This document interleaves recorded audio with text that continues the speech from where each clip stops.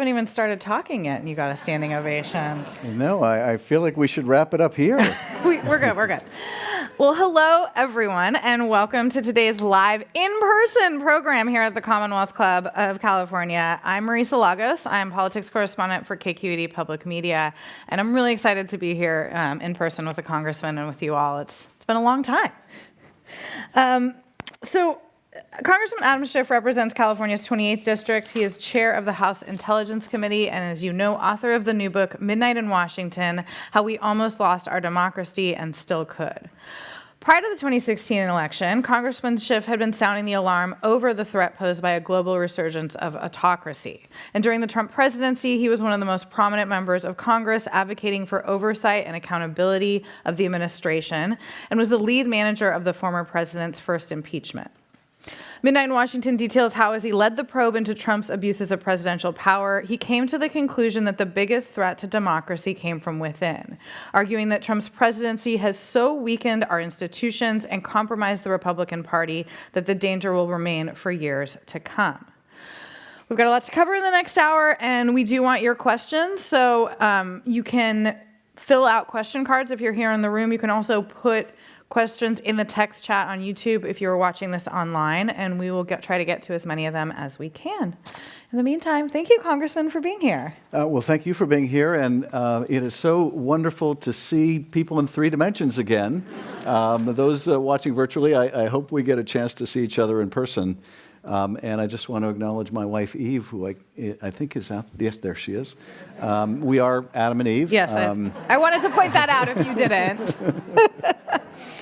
But thank you again for moderating, and thank you to the Commonwealth Club for having us. Yeah, it's wonderful to be here. And I was telling Congressman, the last time I saw him was at midnight in Washington in 2019 in the Capitol. We finally caught him for an interview as he was going between depositions preparing for that impeachment trial.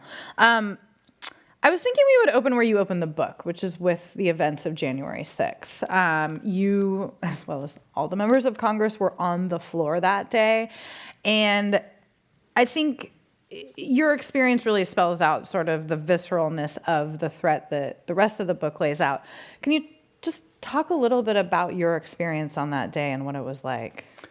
Sure. About 6 months before Election Day, I was talking with the speaker about how we needed to pull together a small group to try to anticipate all the things that might go wrong after the election. What happens if the Electoral College is tied? What happens if one state refuses to certify a slate of electors or sends 2? And she thought that was very worthwhile, and so there were 4 of us that were charged with preparing for that day. Of course, of the 1,000 contingencies we planned for, the one that happened was not one we expected. Although a lot of the other ones did as well. Yes, astonishingly, some of our worst nightmares did come true, but the worst, of course, was one we didn't imagine. But as a result, I was on the House floor for the whole time, and actually all the House members were not there because of the pandemic. Only 40 members of the House were allowed to be on the floor. Others who were planning to speak that day were in the gallery. And as it turned out, they were the most exposed. And I first got an inclination that something was wrong when I looked up and the speaker was not in her chair. It had been our plan and expectation that she was going to preside through the whole day as long as it took. And then I saw 2 Capitol Police rush onto the floor and grab Steny Hoyer, number 2, and rush him off the floor so quickly. I remember thinking to myself that I'd never seen Steny move that quickly. Eve doesn't like me telling this, but I went up to Jim McGovern, who was presiding in the chair after the speaker was whisked away, and I said, "Thank God we finally have someone disposable in the speaker's chair." Oh, I'm sure he appreciated that. Which I thought was funnier than he did. But actually, Jim stayed on the floor to the very end, and courageously so. But I really wasn't aware of the magnitude of what was happening outside the chamber until police officers kept coming onto the floor and telling us, you need to get out gas masks, and eventually you need to get out. And I still hung back. There was kind of a scrum at the door to get out, and And I had a couple Republicans come up to me and say, "You can't let them see you. I know these people. I can talk to these people. You're in a whole different situation. You can't let them see you."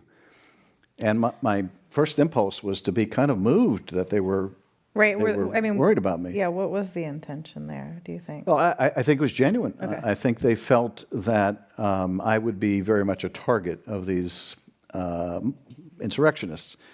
And so my first impression was to think, wow, that's kind of nice. They're worried about my safety.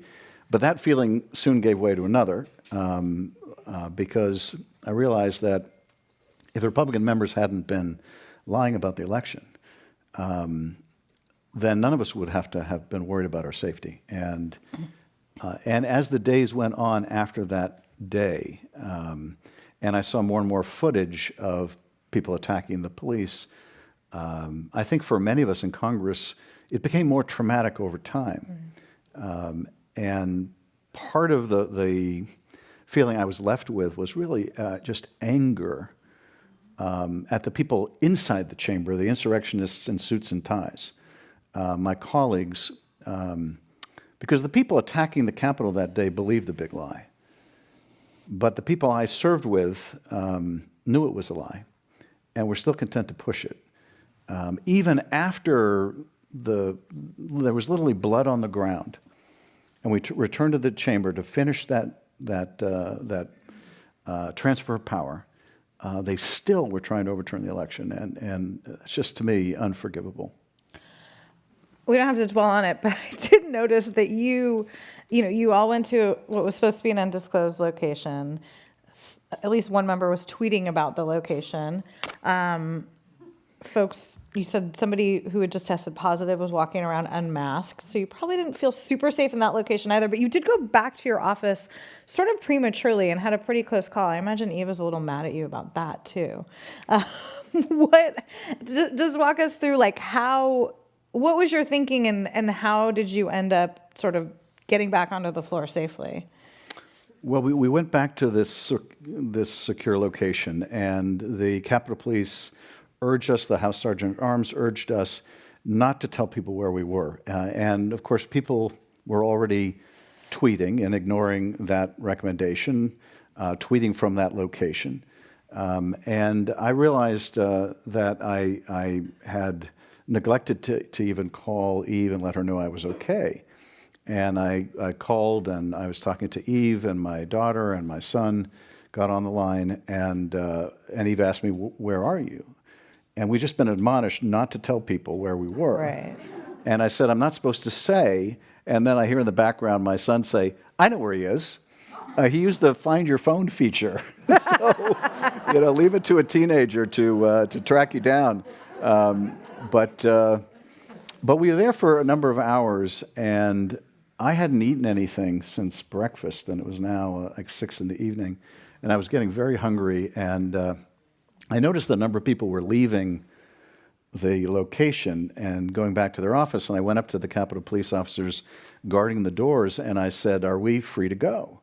And they said, "Well, we can't stop you," which wasn't exactly a green light, Right. but it wasn't exactly a red light. And so I did go back to my office, and no sooner did I get to the office when I got a text message from the Capitol Police, not to me, specifically to all the members, saying, "Shelter in place, remain quiet." And I texted, I made a copy of it, and I sent it to my staff saying, "Is this old? I hope this is old." And no, that's a new message. And so I had been watching TV. I turned the volume off. I looked out the window and could see all of the police vans and cars, and just waited for the sign that it was okay to come out. And in classic House fashion, the all clear came in the form of, "There's food in this room in the Capitol." So I thought, okay, that's not exactly how you want to give the all clear, but I presume But I'm hungry. But I am hungry, and I presume that if they're inviting us to go eat something, that it's probably safe to do so. See, politicians and journalists do have a lot in common. We will go anywhere for free food as well. I'm wondering, I mean, obviously when you came back to the floor and continued to make the case that, the election should be certified, many Republicans still voted against that. But was there, you have to name names, but were there any conversations you had with GOP colleagues where you felt that they were as scared as you had been, where they understood the sort of magnitude? I mean, or did it really feel like this division that, like a fissure that almost deepened after that moment? Well, the fissure definitely deepened after that moment, but the Republicans were also very worried about their safety. And I ended up walking out with one of them who was carrying this large wooden post. We had these posts that were I don't know how they nailed them to the House floor, that had a hand sanitizer dispenser on it. And he was holding this thing. It still had the hand sanitizer thing on it. And I said, are you really that worried and about your safety? And he said, yes, I think I just heard shots. And he was right. It was Ashley Babbitt, and not that far away. And I looked at him and I said, because he had a member pin on, but I didn't recognize him. And I said, how long have you been here? And he said, 72 hours. Oh my God. And I said, 72 hours? I didn't really understand what he was saying. And he said, I was just elected. And all I could say was, it's not always like this. Right. But I couldn't imagine that being his welcome to Congress. Oh my gosh. But yeah, they were very alarmed too. I think that in the days and weeks after, though, the usual happened. Just like Kevin McCarthy, who in the moments after the insurrection blamed the former president. So many of them put their finger to the wind and found that they were more likely to be punished for saying so than the former president. And so even people who were, helping to push cabinets in the way of these doors to barricade ourselves in were suddenly found trying to diminish the significance of what happened. Yeah. Well, let's stick with Kevin McCarthy. You have an interesting anecdote in the book going back, I think, to 2010 or 2009, where you were on a plane next to him. Tell us that story. Well, I learned everything I needed to know about Kevin McCarthy on a plane. And he and I, obviously both California representatives, but our districts are probably 100 miles apart. And so we hadn't really had a conversation before, not owing to any animosity. We weren't on the same committees. We just didn't run into each other. So by coincidence, we're seated next to each other on United Airlines flying back to D.C. And we had one of those kind of, nothing burgers of a conversation about the upcoming midterms, which were still 6 months away. The House was very narrowly divided. I expressed the view that the economy would remain good and that we would stay in the majority. And not surprisingly, he took the opposite view. And then the movie started. I'm like, thank God the movie started. And I didn't think anything of it. And we get to Washington. We go our separate ways. He goes off and apparently does a briefing for the press.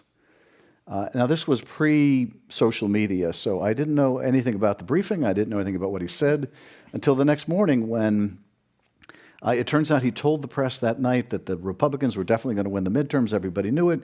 He sat next to Adam Schiff on the plane, and even Adam Schiff admitted that the Republicans were going to win the midterms. And I was just incredulous. And I made a beeline for him on the House floor. And I said, Kevin, if we're having a private conversation on the plane, I would have thought it was a private conversation. But if it wasn't, you told the press the exact opposite of what I said. And he looks at me and he says, yeah, I know, Adam, but you know how it goes. And I was like, no, Kevin, I don't know how it goes. You just make, and I don't know if I'm allowed to use expletives here, stuff up. And that's how you operate, because that's not how I operate, but that is how he operates. And in that respect, he was a harbinger of things to come in the Republican Party, when truth isn't truth and everybody's entitled to their own alternate facts, and you say what you need to say, you do what you need to do to gain power, and nothing else matters. Did you ever, I mean, I would assume after that you didn't build any sort of collegial relationship with him. No, in fact, I remember talking to Steny Hoyer about this years ago and saying, because Steny, as our majority leader, had the most interaction with McCarthy. I said, how do you deal with that? Right. I mean, if you can't trust at all the person you're talking to, how can you find any agreement, common ground, et cetera? But there seemed to be no profit in my trying to have a relationship with someone with such little regard for the truth. It's so interesting because he didn't have that reputation in Sacramento when he was in the state legislature. I mean, he's a pretty moderate, easygoing guy. Is it DC? No. But like, Well, I don't think that he's ideological in the sense, I don't think he has a core set of beliefs. I think, like Donald Trump, frankly, Donald Trump doesn't have an ideology. It's just Donald Trump. And tragically, neither does the Republican Party right now. The Republican Party doesn't stand for all the things it used to claim it stood for, like standing up to Russia, like free trade, like family values, any of these things, fiscal responsibility.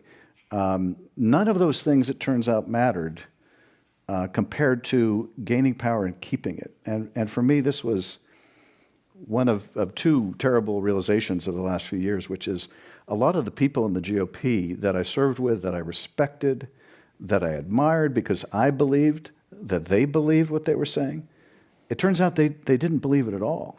Or if they did believe it, it just didn't matter compared to, can I keep my House seat? Can I climb the ladder into the Senate? Can I have maybe a cabinet post in the Trump administration? And in this sense, and I keep coming back to this in the book, I realize the wisdom of something that historian Robert Caro once said, that power doesn't corrupt as much as it reveals. It doesn't always reveal us for our best, but it reveals a lot about who we are. And over the last 4 years, it's revealed a lot about who we are in Congress.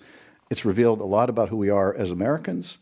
And we need to pay attention to what it's showed us. yeah. Do you think the same goes for his counterpart, Mitch McConnell, in the Senate? I mean, he does seem like he has more of an ideology, and it seems to be on the outs with Trump now, which is sort of interesting as well. But, and just what's your sense of that relationship? Like in the last week, we saw Leader Schumer and he go after each other very publicly. In my experience in previous years, like you could have those public fights, but still, go out for a drink later. Like it seems like things are not like that in DC anywhere. I view Mitch McConnell in a very different way than Kevin McCarthy. McConnell began, and I think through much of his career, was an institutionalist, very old school in a way. But that began to change, and this was one of those canaries in the coal mine. When he made the decision to withhold confirmation hearings of Merrick Garland, that was about as anti-institutional an act as you could take. It sacrificed the interests of a co-equal branch of government. It was crassly political. It was designed solely to excite the conservative base to help him gain power or keep power. And yet, what took place over the next 4 years moved him so much further down that path of shattering the institution that he had served in for decades. I do, and this nags at me, I do think that we had an opportunity after the terrible trauma of the insurrection to turn the corner. And you could see almost the internal conflict within McConnell, recognizing what a danger Trump was, what a disaster he was for the Republican Party, how much he had destroyed this institution that McConnell had served in for decades. You could see him flirt with the idea of throwing Trump overboard. After the second impeachment trial, he gave a speech, I think, on the Senate floor talking about how Trump was morally and practically responsible for the insurrection. But it was only 2 weeks after that when he was asked, well, what if he's the nominee again? And he said that he would absolutely support Trump. And in those 2 weeks, we lost the chance to turn the corner as a country. And I think what McConnell concluded was that if he tried to throw Trump overboard, that he himself would be thrown overboard. And that may have been correct, but this is a question I've asked myself so many times over the last few years. Why are you even there? If when the country really needs you, you're not going to do the right thing. Why did you run? I look at my colleagues. Steve Scalise, the number 3 Republican, was on Chris Wallace on Sunday.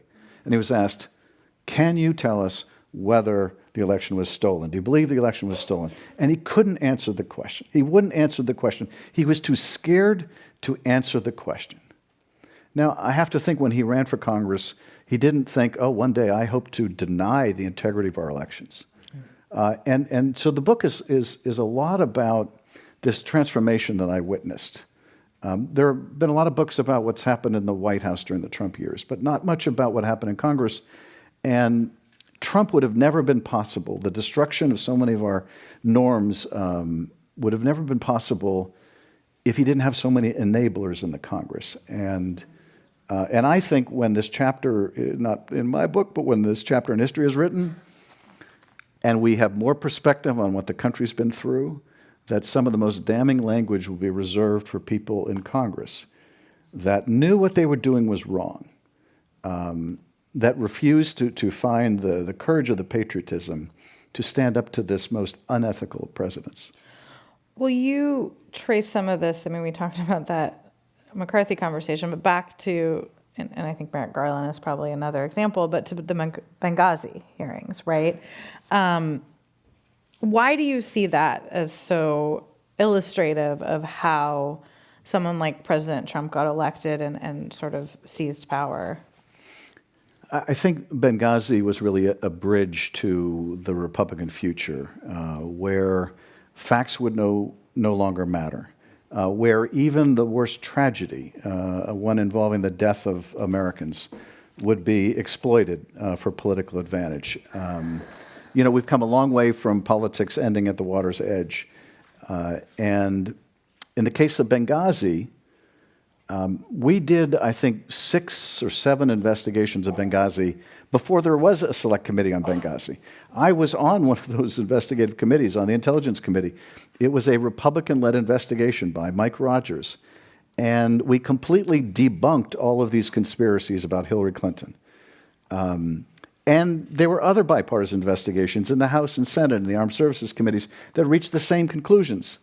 There was really no doubt about what happened. It was tragic, but it wasn't scandalous. And McCarthy decided, no, we need to do a different kind of investigation to drive down Hillary's polling numbers. And they picked Trey Gowdy to lead it. And that's what they did. That's what they used the committee for. To tear down her numbers. And tragically, it was successful. And I think if Trump had been watching, he must have been very encouraged to see that you can make your own reality. If you've got a big enough bully pulpit, if you've got a media empire willing to amplify those falsehoods, you can sell them. And I think that was just a foretaste of what was to come. Let's talk about Russia. Actually, I have an audience question before we get into some of this, but can anything be done to pursue investigation for the obstructions of justice documented in the Mueller report?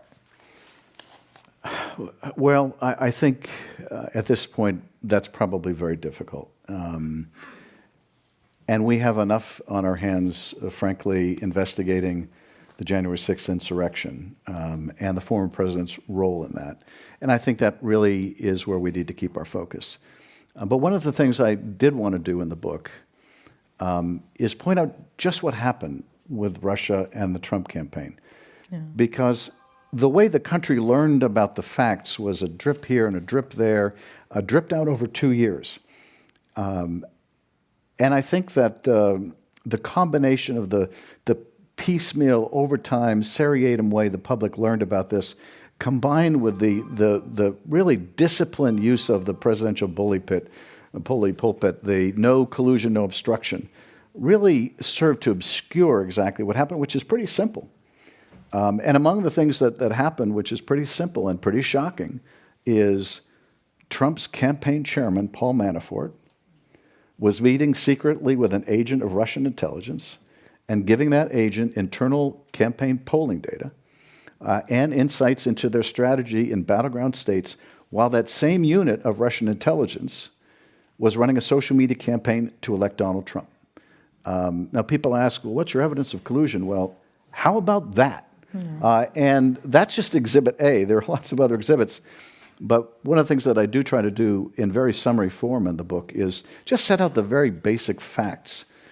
Because Trump very skillfully, he wasn't much of a businessman before he became president. He was a terrible president. But he does have one claim to fame. He is a very good marketer.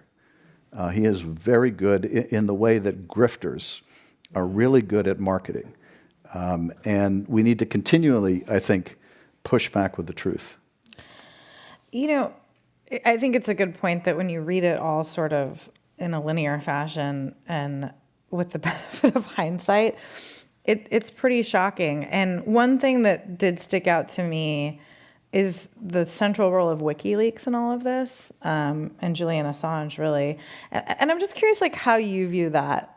Because, when WikiLeaks first came out, I think there was a sense that they were doing, in some cases, something democratic, right? And I think the view of a lot of people has changed around that. I know there's an extradition case against Assange that has to do with the Chelsea Manning stuff. But, what do you see as their sort of role in that when you think about Russia and Trump and the whole 2016? And how do you think there's any part of the sort of public understanding that's missing? Well, I would say probably what people may not fully appreciate about WikiLeaks and that whole saga during the 2016 campaign is here we had the Russians hack into Clinton's campaign, hack into the DNC and the DCCC. And they wanted to push out this information to help elect Donald Trump, but they wanted to do it in a way to give themselves deniability. And so they chose WikiLeaks to be their primary cutout. Now, they used a couple other cutouts as well. They used DC Leaks, for example. But the primary cutout was WikiLeaks. And WikiLeaks had to know that they were laundering money, they were laundering information for the Russians. WikiLeaks had to know that they were helping the Russian intelligence services tear down the Democratic candidate for president. And that's not journalism. And so, I know there are folks that applaud their release of information, but the private Twitter message exchanges between WikiLeaks and, for example, Don Jr.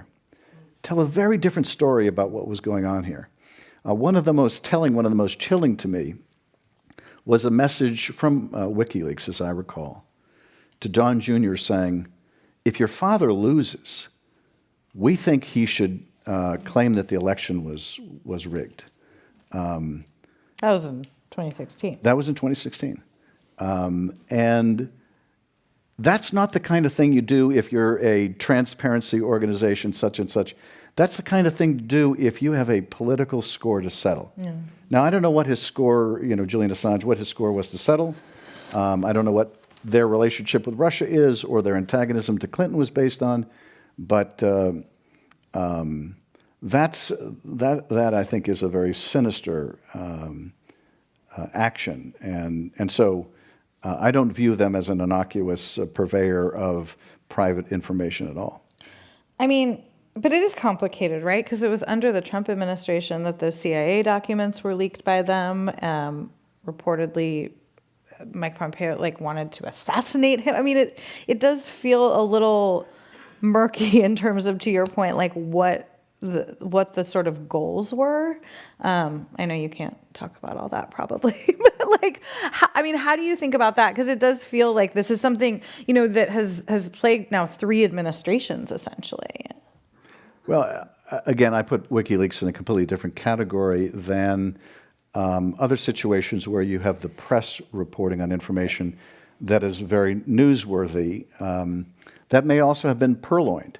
And, to give you an illustration, though, of how I think that should be handled, in 2016, after the Russians hacked these democratic organizations and were publishing this stuff, I remember having a conversation, Steve Israel, a former colleague of mine from New York, and I, on the phone with the editor, one of the editors of the New York Times, making the case that, first of all, not every stolen document is newsworthy. Right. I mean, I think they were publishing, I don't know if it was the Times that was publishing this, but they were publishing John Podesta's risotto recipe. So not everything is newsworthy, and I wouldn't say that they could never publish something that was stolen. But I did think they owed it to their readers and frankly to the country, that if they were going to publish something stolen by a hostile power with the intent of influencing our election, they should let the reader know that. Right. And so my argument to the New York Times was, if you feel compelled to print something because it's truly newsworthy, you should always preface it by saying, in documents believed to have been stolen by the Russian government and purposely leaked to influence the election, we learned that. So at least the reader can put in context why they're getting the information they were, but we couldn't persuade them to do it. And all too often, the form of those stories, which came out almost daily, sometimes hourly, they would recite what they found in these stolen documents. At the very end, they would say, we called the Clinton campaign for comment, and they declined to comment. And to me, that was a real disservice. And I do think that after the experience of 2016, the press was much more sophisticated about not allowing itself to be used in that way. So I think that the handling of this kind of foreign interference in 2020 was much better. Well, and talk about that. I mean, I think we have a lot more details about Russia's interference in 2016, but what do you think happened last year? And did it differ from, 4 years prior? There were a couple significant differences. First, I think that Russia was sufficiently deterred from crossing certain red lines. So they did not hack and dump documents, which was the most in-your-face active measure of the prior election. They did continue their social media campaign, maybe not on the same scale and scope as they had 4 years earlier, but they didn't try to monkey with the vote count either. And I think the reason they were deterred from certain things in 2020 when they weren't in 2016 is they realized that if Joe Biden won, there would be a serious price to pay. And so I think there was that deterrent impact. The other thing that happened, though, in 2020 was less optimistic and less positive. And that is, in 2020, you had the U.S. intelligence agencies, at least some of them, like the Office of the Director of National Intelligence, now headed by Trump acolytes, partisans, who were chosen not because of any particular background in intelligence, but because of their unswerving loyalty to the president. And so while the Russians were interfering in social media, while the Russians were denigrating Joe Biden, in the same way they denigrated Hillary Clinton, by the way, the Russians were pushing out the false narrative that Hillary Clinton was unwell. And they were pushing out the same false narrative about Joe Biden because Donald Trump was pushing out that narrative.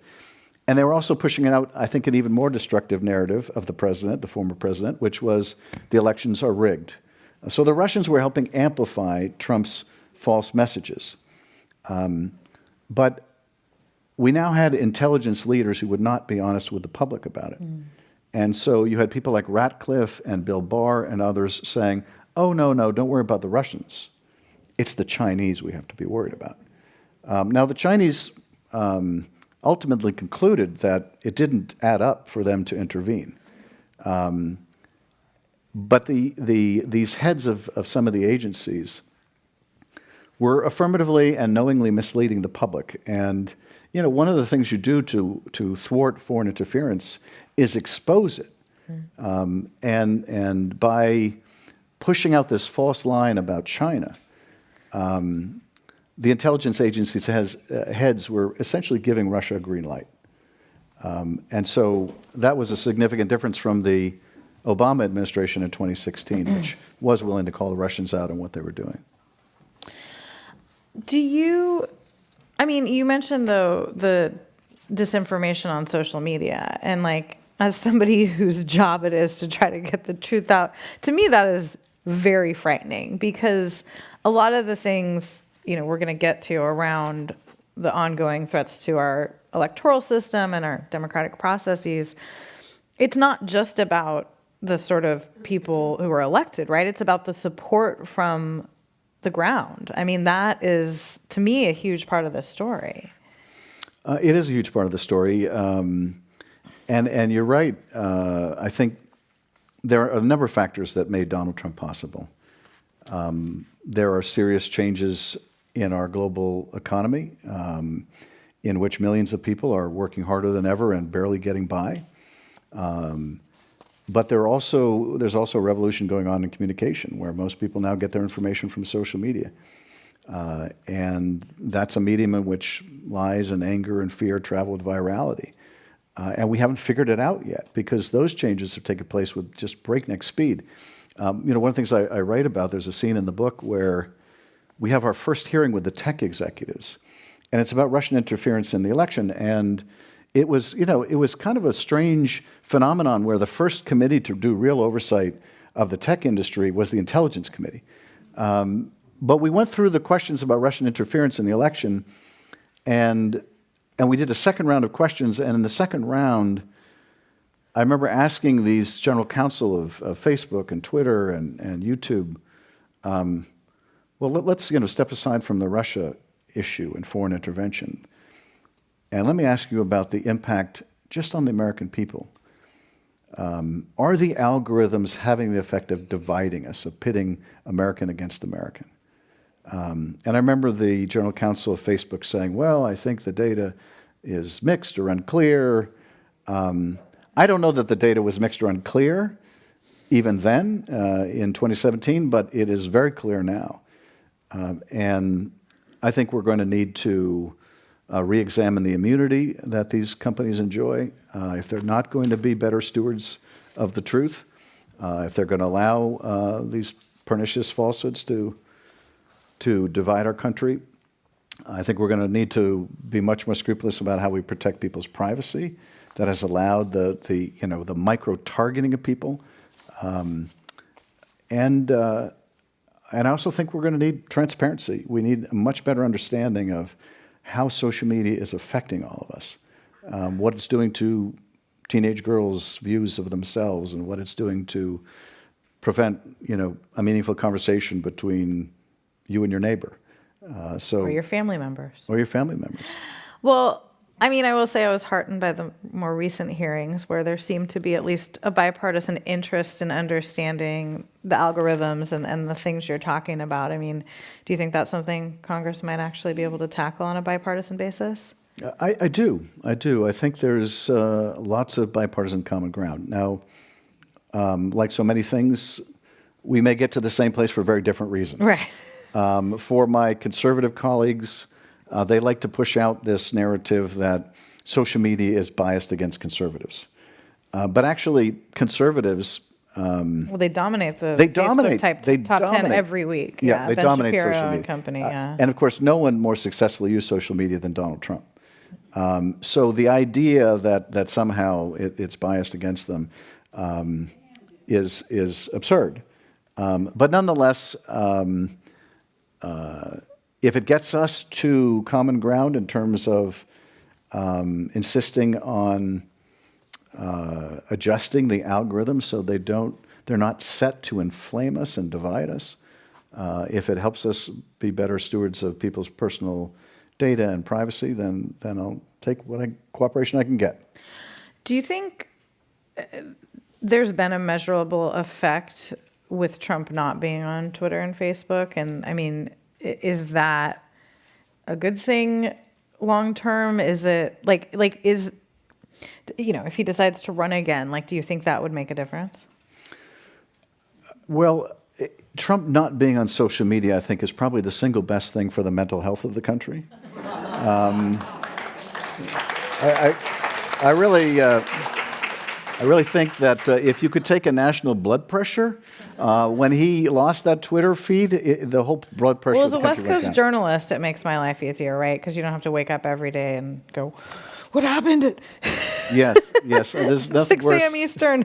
Oh, and at 6 a.m. I would wake up and see the president attacking me on Twitter, which is not how I like to wake up. Look, I think it was the right decision by the social media companies.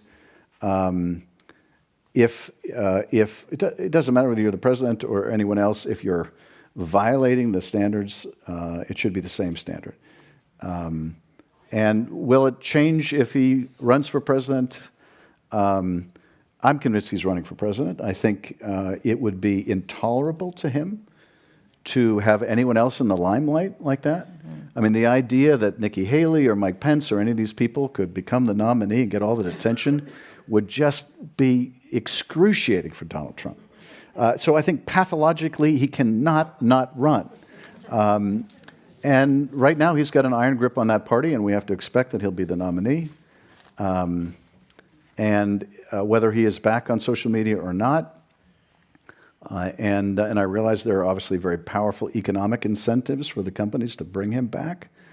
But whether he's back or he's not, he will once again have a bigger platform to divide and poison the body politic. And this is again why it just so aggrieves me that when we had the chance to move forward as a country, when we saw the terrible end to which his presidency came, a bloody attack on the Capitol, that we did not turn the corner. And now we're going to have to go through another several years until I believe there will be a final repudiation of Donald Trump when he loses the next time. Yeah, it does, though, blood pressure aside. I mean, his base is still with him. I mean, you probably saw that Iowa Chuck Grassley endorsement recently, right? I mean, there's a sense, and an audience member has a kind of interesting question, which is that if the situation was flipped and President Biden had engaged in illegal activities, would your seat be in danger if you publicly decried him? Does the Democratic Party have the same control over its, elected officials as the Republican Party? Or as Trump, I guess you might say. This is a question or a phenomenon that I acknowledged during the Senate trial. And I said during the trial that I hoped that if a Democratic president did anything like what Donald Trump did, that we would impeach him and that I would be leading the way. But I also acknowledge that you never know until you're in those circumstances. But that the Senate Republicans could not escape the fact that they were in those circumstances. And they needed to follow their oath. Is the Democratic Party more willing to be critical of its own? I think the answer is unquestionably yes. Much often to the exasperation of people in the party. You guys kind of like to eat your own, honestly, sometimes. We don't tend to shy away from criticizing ourselves. And that's probably healthy. Look, I profile a lot of heroes in the book because I want people to be inspired by them. At the same time, I make it very clear, I'm not one of them. I have a constituency whose views are very much like my own. Yeah. And so standing up to Donald Trump was not difficult for me politically. And it's why I have all the more respect for people who are willing to risk everything. Liz Cheney, Adam Kinzinger are very conservative. Our ideologies are not the same. But I respect the fact that they have an ideology. I respect the fact that they're not willing to propagate a big lie that eats at the heart of our democracy. And there were so many people in the last 4 or 5 years who had the choice of doing the right thing or maybe losing their job. Dan Coats, conservative former Republican Indiana senator, becomes the head of the intelligence community. He does the right thing, he's out. John Ratcliffe, he will say anything, do anything for Donald Trump, he's in. Liz Cheney would not propagate the big lie. She's out of the Republican leadership. Elise Stefanik, hey, sign me up. I volunteer. You need someone to carry the big lie? If it helps advance me in the party, just tell me what I need to say. Power revealed who people were. And we need to look to those heroic examples. Frankly, they're all over the country. Not everybody can be Marie Yovanovitch. But there are opportunities for all of us in our own personal circles to make a difference right now. And I ended up, even though we lost that trial, being very optimistic because I listened to Mitt Romney talk about his faith, talk about his children and his grandchildren, show such tremendous courage. And I thought to myself, this is vindication of the founders' belief that people possess sufficient virtue to govern themselves. We don't need to be ruled by a despot. We have very short memories as human beings. We forget what despotism looks like. People are now starting to question whether democracy is even the right model anymore. And we need to be reminded of this incredible legacy that we have and its importance. Well, let's talk about the future of democracy.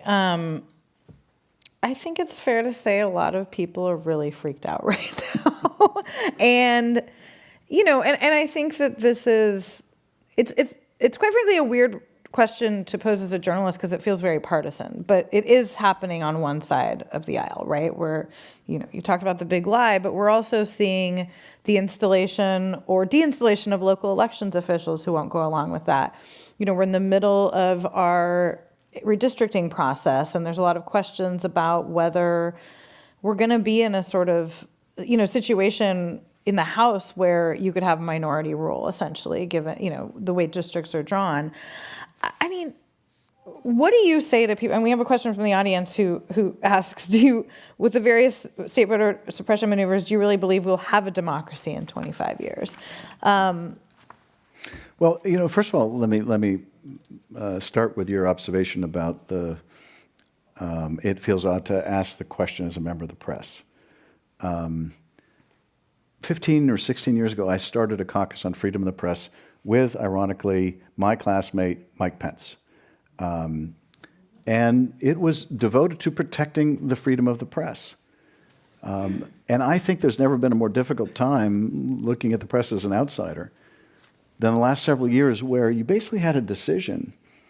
You either hold that president to the same standard as every other president, or you don't. And if you do, it means you're calling him a liar every day because he's lying every day. But I don't think there was really any choice to be made. No.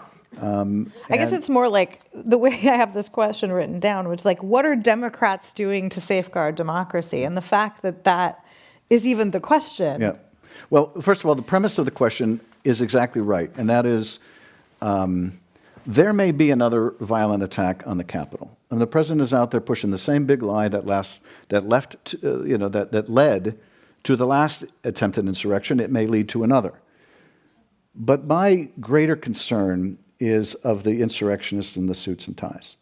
Those around the country who are stripping these elections officials of their jobs or their responsibilities and giving them over to people who will help overturn an election. It's basically the lesson Donald Trump learned from the 2020 election, which is if he couldn't get Brad Raffensperger, the Secretary of State in Georgia, to find 11,780 votes that don't exist, he needs to have someone in that job next who will. And that's how democracies do come to an end. It's not always by violent attack. More often it is by the use of democracy's own institutions to cannibalize itself. I think that's what's going on in Hungary, and you got Tucker Carlson and those other madmen on Fox late night extolling the Hungarian dictatorial model. And so I think that question goes right at the heart of the greatest danger we have. What are Democrats doing to fight it? We are fighting to pass legislation in Congress, H.R. 1 and the John Lewis Voting Rights Bill, that would protect our institutions, our elections infrastructure around the country. that would prohibit the Republicans from doing a gerrymander. And this gets to really the structural challenge to our democracy, which is because of the gerrymander, a minority of Americans generally control the House of Representatives. So the House of Representatives is generally unrepresentative. During the first half of a census and redistricting because of the gerrymander. The Senate is also unrepresentative because 23% of America in rural areas controls 60% of the votes in the Senate. And that's even without the filibuster. And then you have the presidency itself, which because of the archaic function of the Electoral College means that a president of the United States is often elected with a minority of support of the American people. How long can a democracy persist if a majority is not making the decisions for the country? And so those structural problems need to be dealt with, and we are doing our very best to deal with them. Now, we only have 50 members of the Democratic Party in the Senate. And I understand the grave frustration that one or two of them isn't with the program. Let's note, we almost got 45 minutes and 40 before we mentioned Joe Manchin and Kristen Sinema. So I want a little bit of credit here, but we're going to go there. So listen, I believe me, I feel the frustration intensely. Yeah. Well, do you think we'll get the Build Back Better bill and the infrastructure bill passed? I have every confidence. The voting rights stuff, though, is existential, and that's a bigger, heavier, harder lift. But if we're going to make an exception, as the Republicans did, to the filibuster to stack the court with the conservative justices, and by the way, that's the least representative institution, is now the Supreme Court. That's the institution that represents the smallest minority of Americans and still controls. But if there's going to be a carve-out of the filibuster to stack the court, there ought to be a carve-out of the filibuster to make sure that people's franchise is not taken away.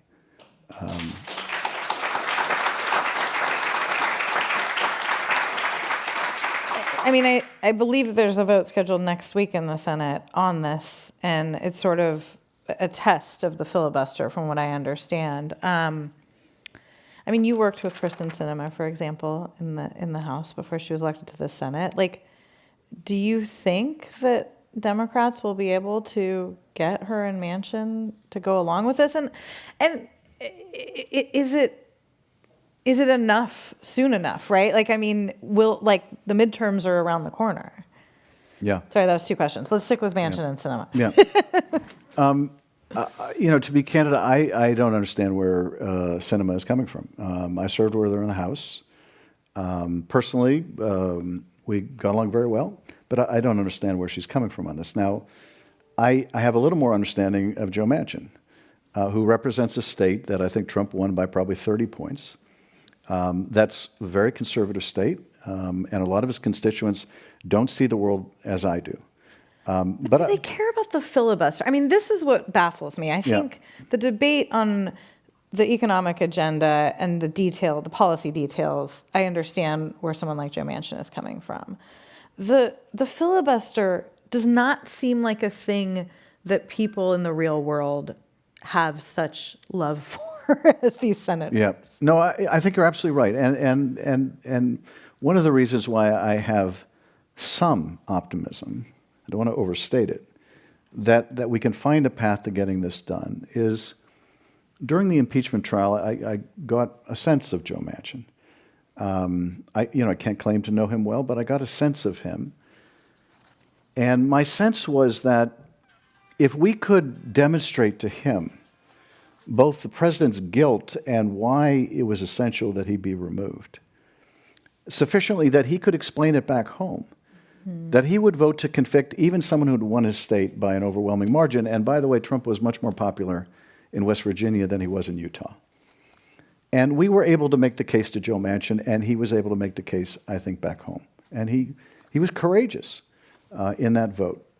Making the case about voting rights should be so much easier. Should be so much easier. I do think it requires, a lot of time on task by the White House. Yeah. and a real sense of urgency, which I think the White House feels. I know I feel it. And you're absolutely right. The clock is ticking.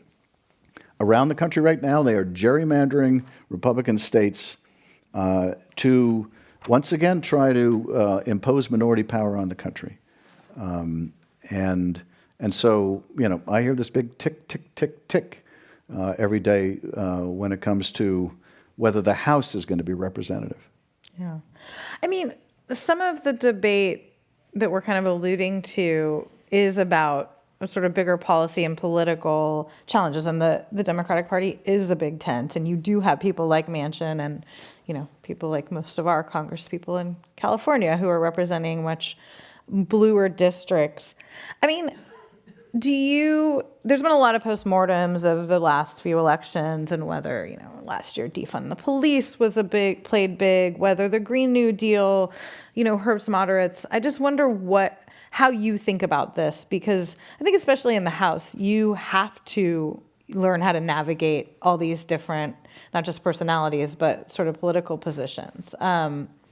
Is there a lesson out of last year about messaging and where Democrats should go in 22?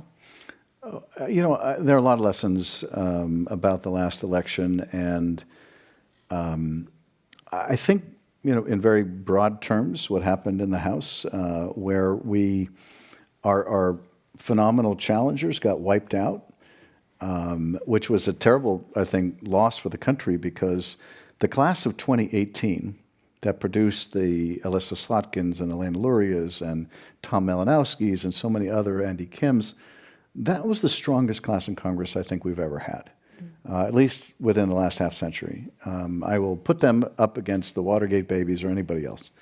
The class of 2020 was every bit as good, but they just had lousy timing. And what happened to the class of 2020 is there were enough Republicans and conservative independents who were so upset at what Donald Trump was doing to the country that they would vote for Joe Biden. But that didn't make them Democrats. And as they traveled down the ballot, they reverted to form and voted Republican. And as a result, unlike what you often have where a president of one party will sweep into office, particularly in the first election, a bunch of people from the same party, there was actually a downward drag on the ticket. Now, when we look forward to the midterms, I suppose the good news in that is the reason why historically the party in power loses seats in the midterms is because the president of their party swept into office all of these people who didn't really represent the majority in that state, that is, the partisan majority. Well, that was not the case in the last presidential cycle. So we're in a better situation to deal with the midterms than normally the party would be in power in the White House. And if you look at the special election that we had a couple months ago in New Mexico, the Democratic candidate not only won that special election but outperformed Biden, which tells me that the determination to vote among Democrats is as intense as ever. But without Trump on the ballot, there's still a sizable number of Republicans who will not bother going to the polls. Well, back here at home, we have seen several districts in Orange County flip back and forth in recent cycles. And of course, there was that awful oil spill a few weeks ago. Do you think that's going to have an impact on the seats that Democrats lost a few years ago, Michelle Steele, Young Kim? I think that it will serve to underscore the very sharp differences between the parties when it comes to the environment. When people see things as tragic as that, they're reminded once again of not just jobs in the oil industry, but all the jobs in tourism and all of the ecological damage that is done. And so, look, it was an awful thing that happened, but I don't think that the Republicans should take any kind of solace that they think it's going to help them politically. I don't think it will. More broadly, every time we see statistics like we just did, that California had its hottest year in, I don't know, 100 years, or more when we see the proliferation of these terrible fires, more devastating hurricanes and storms, when we see parts of the country in Virginia that are underwater. I don't know how much more it's going to take before people realize that this is urgent. And in that sense, I don't think I'm a supporter of the Green New Deal. I don't think that's politically fraught like some of my Republican colleagues seem to think. So much of what the Democratic Party is doing is supported by the overwhelming majority of the public. The challenge we've always had as a party is because, as you say, we are so diverse, it's much more challenging to get everybody on the same page message-wise. I mean, when I need to find one of my Republican colleagues on the other side of the aisle and I go over to the other side of the aisle to look for them, it's really hard because they all look like me. And when you're a very homogeneous party that answers to a central authority or authority figure in this case, it's much easier to control message. They also have something we don't have, which is they've got that whole media infrastructure that amplifies their message relentlessly. Whereas, the Democratic Party has a lot more different voices, and here we are in a very evenly divided Congress. Well, last question then. Looking at Build Back Better, the economic plan and the infrastructure deal, I talked to Speaker Pelosi last night at KQED, and she's very confident those will get passed. But it does look like the bigger one will get scaled down a little bit. I'm just curious how you're thinking about that and in your conversations with colleagues, because, things like climate change, some of those policies are not things Americans will see overnight in terms of the impacts, right? Some of the social programs and others they might. What is your advice to your own caucus when you think about how to maybe do a little less but still make it impactful? Well, first of all, I'm with the progressives. I want as big a package as we can get. But I would say a couple of things. First, we've been too focused on the number. What we do is going to be I paid didn't say for. The numbers, no. No, I know you did. I know you did. What we do is going to be paid for, so the number is really zero. And I think it's wise that we're starting to look at, in order to get the votes, the duration of what we're going to pass to bring down the cost rather than taking things out. But I had one colleague who asked me a question that really helped put all this in context for me. And he said that he thought we'd made a mistake with the expectations game. Mm-hmm. He asked me, what if I told you at the beginning of this year that within the course of a single year, we were going to pass a rescue plan that lifted half the children in poverty in the nation out of poverty, that was going to help small businesses stay alive, that was going to help people put a roof over their head. But that wasn't all we would do. We would also pass a major infrastructure bill that would help rebuild our roads and our highways and our electrical grid. But even that wasn't all. We would also pass a mammoth bill that would invest in early childhood education and child care and expanding Medicare to cover vision and dental and hearing and invest in a green new economy. What if I told you that we were able to do all that? And I said, oh my God, I would be astonished. I would be thrilled. I would think nothing like that has been done since the New Deal. And I am worried that if we don't hit a certain number, that some are going to feel, this is disappointing. Right. When what we're doing is transformative. And what we're doing is not only so vital to people's everyday lives and making sure the economy works for everyone, but it's so integral to protecting our democracy, because at the end of the day, we need to show that democracy can deliver. And I share the speaker's optimism. We're going to get this done. Last week or 2 weeks ago, that was Act 1. And I fully expected you need to go through Act 1 before you get to the end of the play. The only question I have is this a two-act play or a three-act play? exactly. And I am hoping to pray it's a two-act play, but however many acts it is, it's going to have a very successful conclusion. All right, we will leave it there.